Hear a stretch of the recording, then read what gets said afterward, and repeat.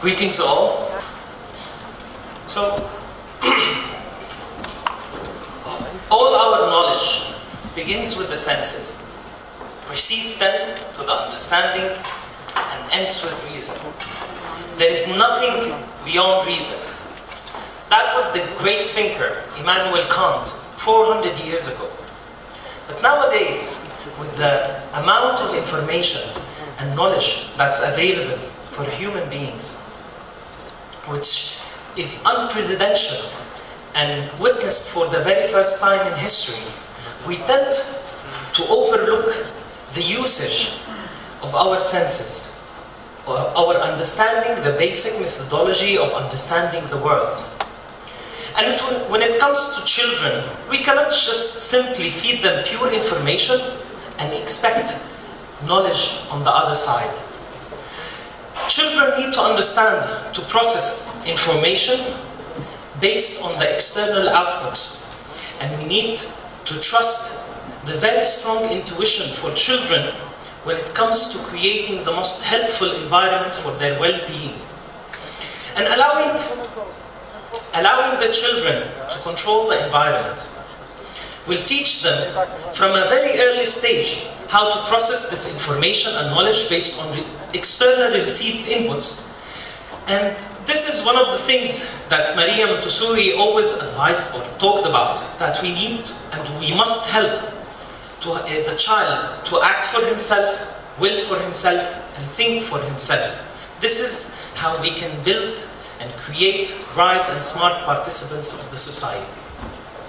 But what happens is we tend to eliminate the ability from an early stage to allow the children intuitively to choose what's positive and encouraging for their social, cognitive, emotional, and psychological processes.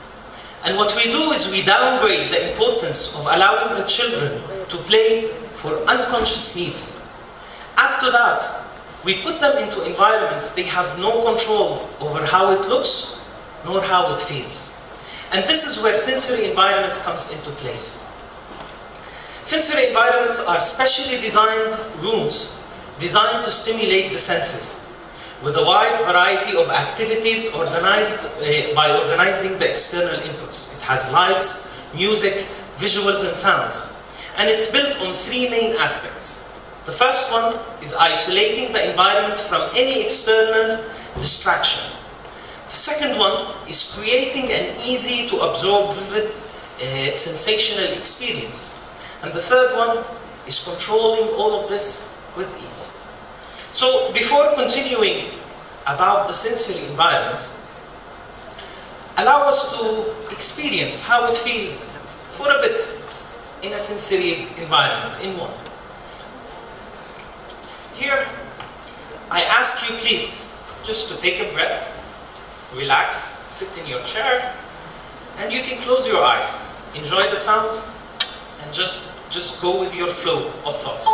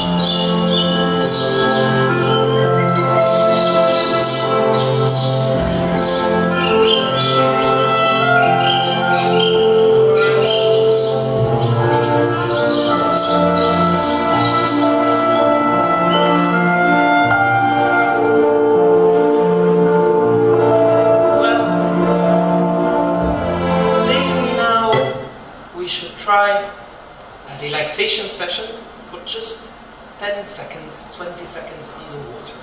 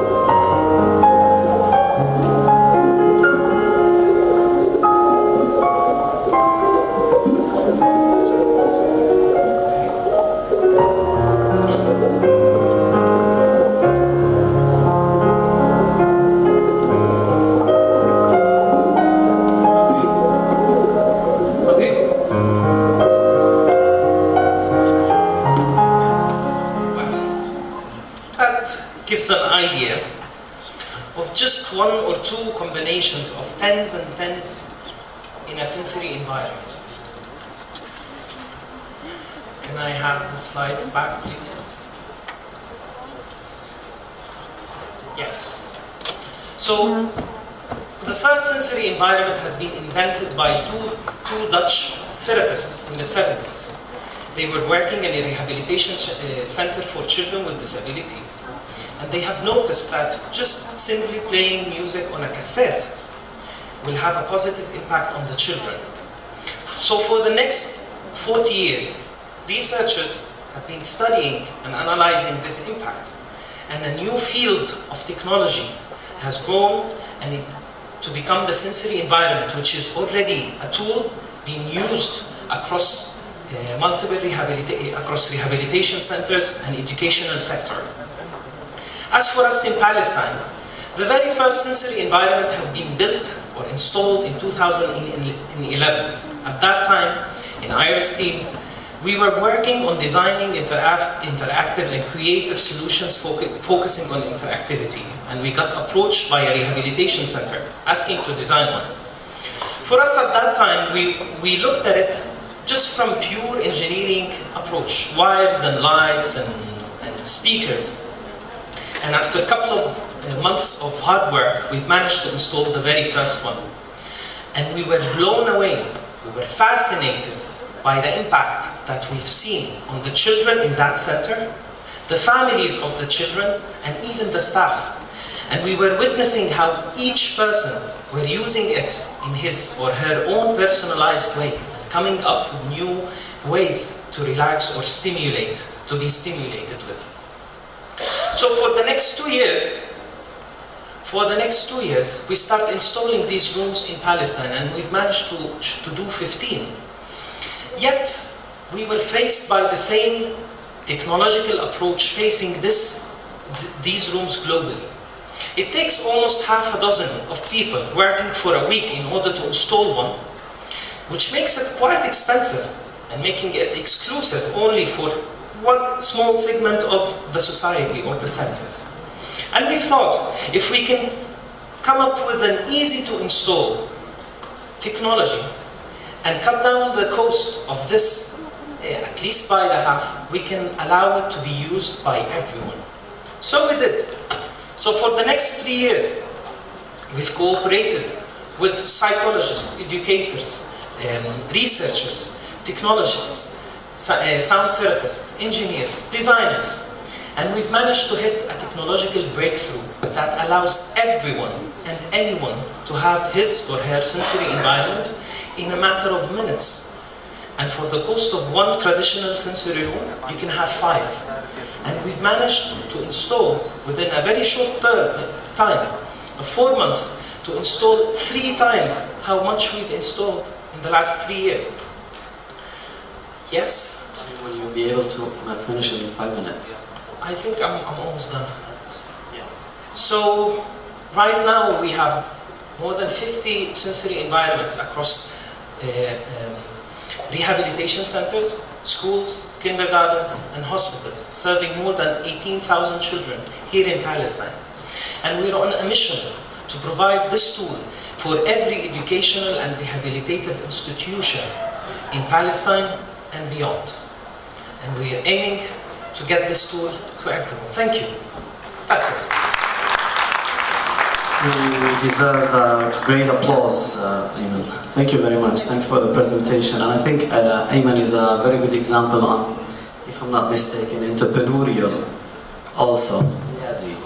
مظبوط أيمن، لأنه أنا حكيت معك من فترة عشان نعمل برنامج على الموضوع على تلفزيون جامعة النجاة. If we remember, he's a very good example on entrepreneurial, and I enjoyed it. I felt sometimes I'm in the spring, and another time I'm in autumn, and it was a journey. Are we going to take comments or questions? We have 3 minutes.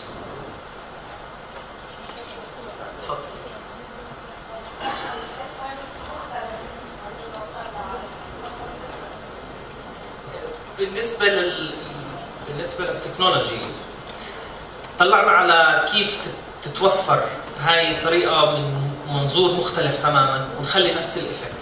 It's pure technical approach, different approach. We're using off-the-shelf components, using radio and wireless technologies in order to cut هذا البرايس. It's pure technical thing added with research, if that answers. And we've managed, alhamdulillah, to acquire a patent from the US for this technology. It's the first time that sensory environments can be installed as quick and as affordable as this. And right now I'm using it.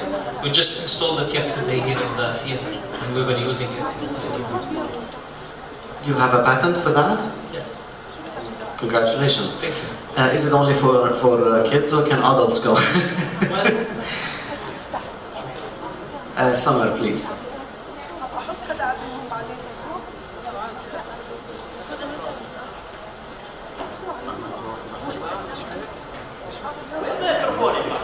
أنا بقدر أعيد السؤال.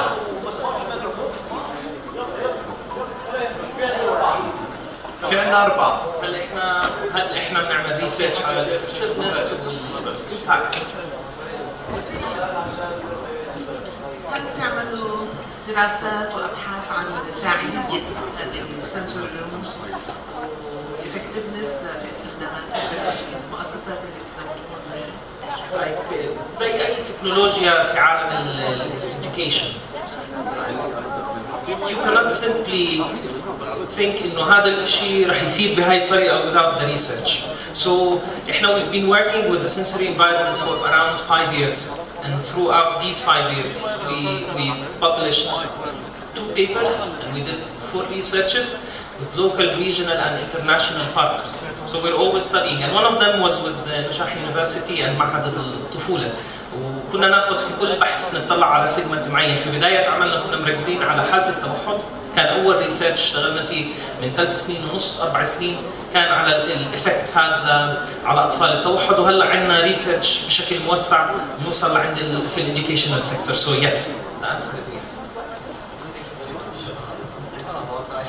Try and control the time because we have 9 speakers in the next session. Thanks a lot for the presentation. Congratulations on the good work and wishes for the best in the future. Congratulations. Thank you.